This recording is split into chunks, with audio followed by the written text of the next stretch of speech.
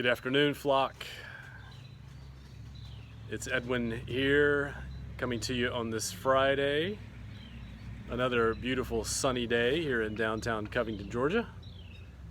Coming to you from the Vicarage, outside, enjoying the weather.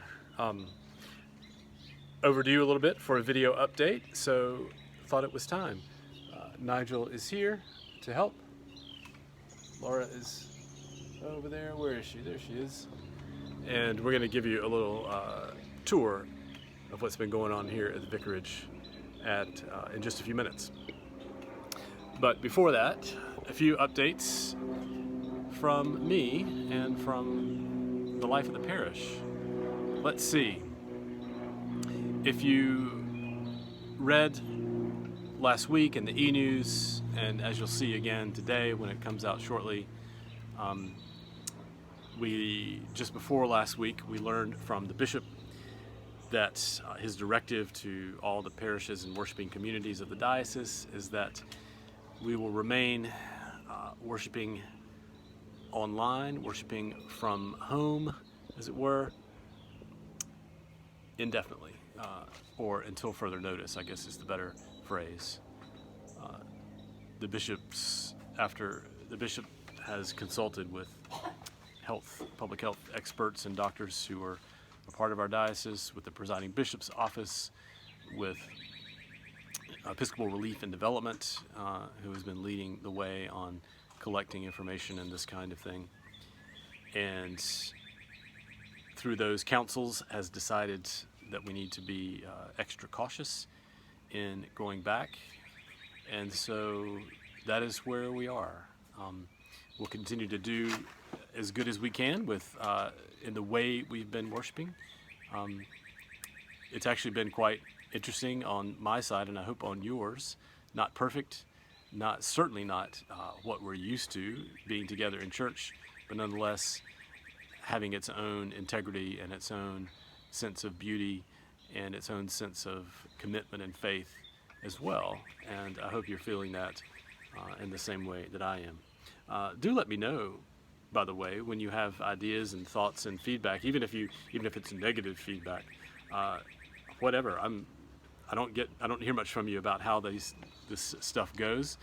Sometimes Joanne and I and Laura, who's managing the Zoom meeting, and others are kind of feel like we're in a bit of a vacuum, not knowing what it looks on the other side. And honestly, during the week, I don't have a lot of time to go back and look at how it looked to you out there necessarily. So let me know, and don't be shy about expressing your opinion. So that's where we are on our worship life. Somewhat relatedly, about a week and a half ago, I had a moment between being over at the church to do some errands in the office and walking around, checking on this or that, just sort of walking through the buildings to make sure nothing was amiss. And I had a moment of thinking, this is a little bit of sadness. It's so quiet here. And that counts looking at the outside of the building as well. Buildings, our campus, it was quiet. And it was a bit sad in that moment. And I also somehow connected that with the places where we are making connections, where it's not quite so quiet. Of course, our Sunday morning online worship, our Facebook prayers that people are taking part in on Monday through Thursday, and our Zoom rooms that people are taking part in now on Tuesday nights and Thursday mornings, Tuesday nights, Thursday mornings. I thought, we don't have much of a public face right now. And so it hit me that we should have some signs.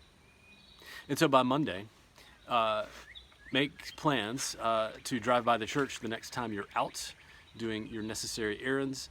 Hopefully sometime by Monday afternoon, there'll be a couple of banners out by the road, by the street, where people can see them from the street, to add a little bit of color and pizzazz to the campus, and to invite people to turn their gaze and be reminded that, oh yeah, there's a church there. People are still praying, still saying their prayers, still offering their worship, still trying to do their best to be disciples in this time. And hey, maybe I want to know a little bit more about those folks. So look for some colorful banners out beginning sometime on Monday after we get them finish the printing process. Let's see. Again, related to a little bit to buildings and the campus and our hopes and dreams about when we go back and how we go back. It's become clear to me through all the things I've read from other clergy and commentators in this time since mid-March that there are certain things that we just can never go back to. Going back into the church buildings will not and should not, we shouldn't assume that we'll be trying to recreate exactly where we were before. I mean, of course, in terms of virus precautions, we won't be able to do that for a while. But also in terms of our ministry and our reach, as it were. So we've seen on Facebook and on YouTube how we're touching other people that we didn't know before. We've seen how our people who are already restricted to their homes, who were already restricted to their homes perhaps and couldn't get to church, are able to see church online.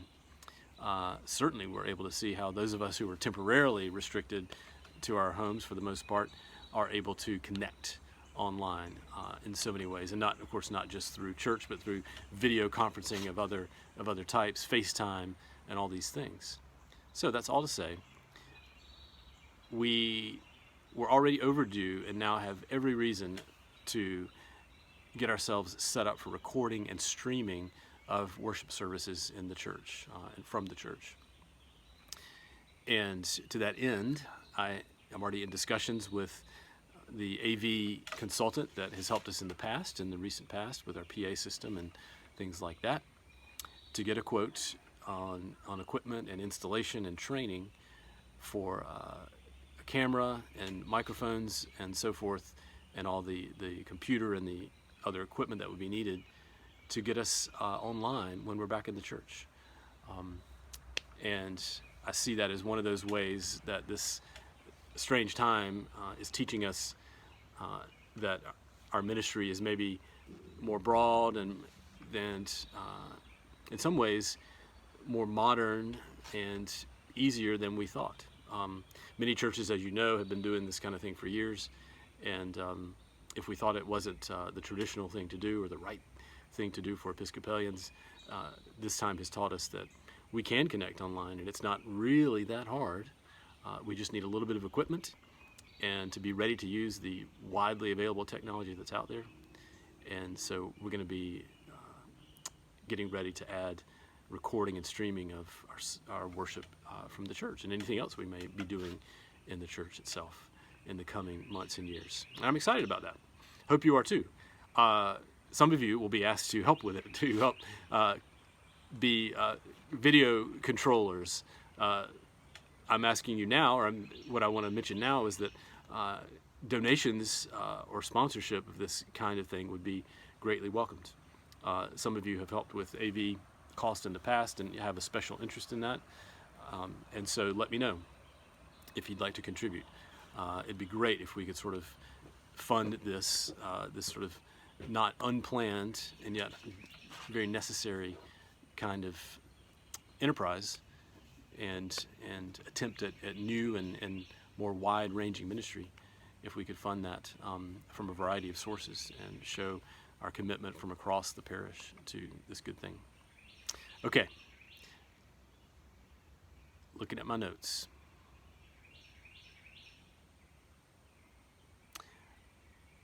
It took a while, but many of you already know that we've had some surgeries among us in the last 10 days or so. I say it took a while. It took a while for me to really come across anybody who fell ill or needed serious medical care, and that was such a blessing for so long. But of course, life goes on. Things happen. Our bodies do their usual thing of breaking down on us in various ways, or needing help, needing repair. And so, just know that in the past couple of weeks, some of us have required surgery, and that means a number of things. Of course, it means the usual things to those individuals and those families of anxiety and fear and worry. But there's also that difficulty, that extra difficulty on me and on you of how to support them when we can't necessarily go and be by their bedside. Check on them in their hospital rooms, check on them in their homes, this kind of thing. This applies to spouses as well, right? So know that for those folks, communication is very much welcome. Prayers are very much welcome. Cards and notes are very much welcome. Let's do what we can to pray for and support our friends. At the same time, know that in terms of phone calls and texts and things, this can end up being a burden on the one, let's say the one spouse or the one caregiver who's the point of communication, if they feel like they have to respond to so many of us who want to be there for our friends. So if you do, please do text, please do write cards. Let the caregivers know when you do this that they don't need to respond necessarily. You just want them to know that you're praying and you're there for them. You're available to help with food or something if need be. But let's try not to burden them with asking for a lot of responses and back and forth. So yeah, hard for me to know that people are going through health crises and health issues, and I have to do my pastoral care remotely as well. So we're all in that boat together, and let's just remember that. Let's see. A couple of different ways that we continue to connect and that are still on offer to you all the time. Don't forget about our Monday through Thursday morning and evening prayer on Facebook Live from the Good Shepherd Facebook page. It's still open to anybody who would like to chip in and help with that, either taking any of those times that I've been handling or picking up a different time, Monday, Friday morning or Saturday morning or something like that. Let me know. Forward movement. We've had a link there in the e-news every week for many weeks for all the forward movement prayers online. Know that there are some books now. The forward day-by-day books are there in the office. There are even some in the mailbox on the back side of the office door that faces the church.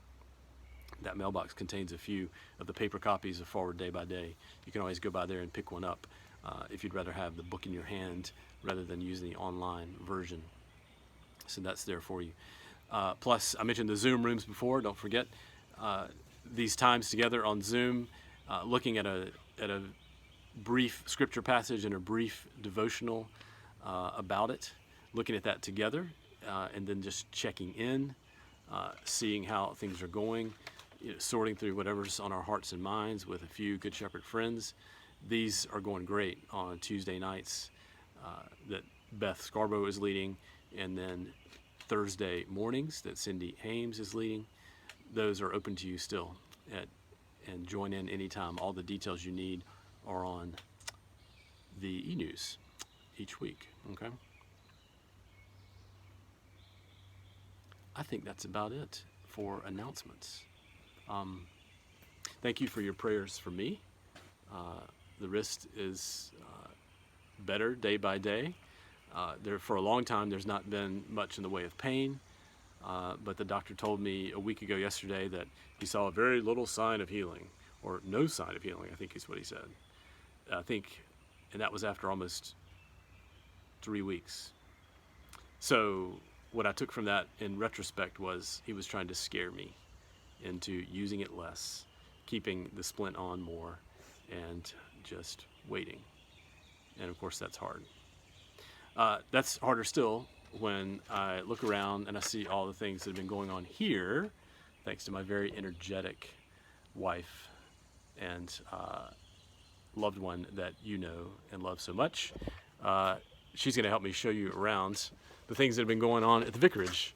You, I'm sure, have had your own projects in these last almost 3 months now, and there are about 7 or 8 or 10 projects going on here. And so, there's Laura. And this is one of the latest things here is the gardening station.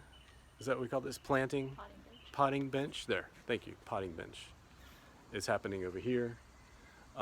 That's just the latest and kind of small thing that she's done.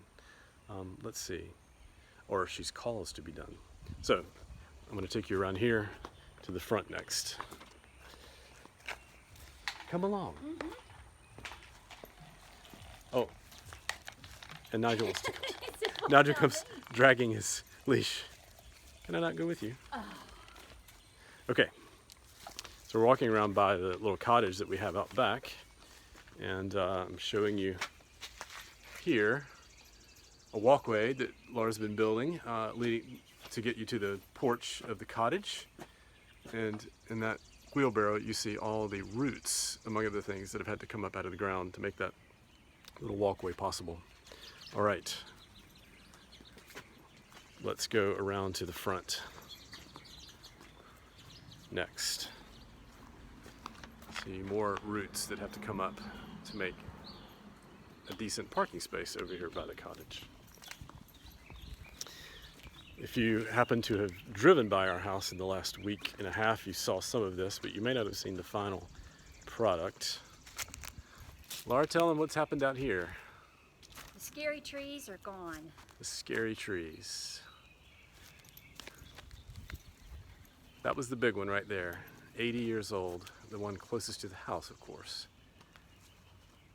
And then 4 more out here in the front yard. So don't worry, we're not trying to cut down all the trees in the city.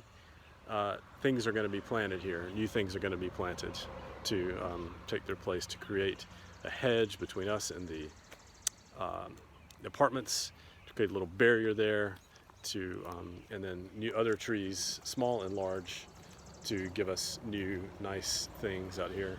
Things that Laura would say are not going to fall on the house or on our cars. Oh, also, don't forget, nice little bit of attention to the brick given there by one of those big logs that the tree guys did so well until close to the very end. They were doing so good to drop all those trees right into small space, and they had a big bounce. Log bounced off another log unexpectedly right into the brick wall there. You need to see the flamingo. Flamingo practicing proper coronavirus precautions, of course. Just like I know that you are out there. Forgot my little thing. Oh, tell them. I'm just some planters. Planters here on the porch. New planters there. Trimmed all these. And now trimming of these azaleas here in the front. And now we're walking around to the back. Planted some dahlias here. Dahlias planted over there that you can't, of course, not up yet. And finally, the big project. Vegetable patch. Oh yeah, not the biggest project. This is one that I was able to help with before the wrist. The little vegetable garden bed out here. A few things, mostly lettuce and a pepper plant going so far. Tomatoes, I think, are going to come, all from seed, all but one thing from seed, and that seems to be kind of slow going, and I'm eager to see more things growing. Finally, this is the big one. What do we call this, son? Close. The close. Laura has been single-handedly building the close out here in off our back patio, flattening the ground, pulling out these massive pine roots that were here from decades ago, and beginning to create these 4 little squares with the central, the sundial in the center to create a little formal garden off our patio. All this by herself, more or less, since the day after I broke my wrist. This woman is full of energy, and it's amazing to see all the things that she is accomplishing in this yard. Ideation. She calls it ideation. That's not what I call it. That's what the inventory, personality inventory, leadership style. There we go. I had to take some years ago. Full of ideas, Ideation. and not able to do just one thing at a time, but 7 or 8. Well, At sometimes the once. sun is over here and it's too hot, so you have to go somewhere else and work where it's not so hot, and then the sun goes down, and then you work in the other. Have it going like that. There's a plan. Of course. There's a plan. All right, that's as long as you needed to hear. We want to hear from you, how you're doing. Hook up with us on Facebook, by text, by phone. Let us know how you're doing and what projects you're up to keep you a little bit more sane than you otherwise would be during as we continue this time. Thanks for watching, everybody. Good to be in touch with you. Peace and blessings today. Enjoy the weekend, and we'll see you on Sunday.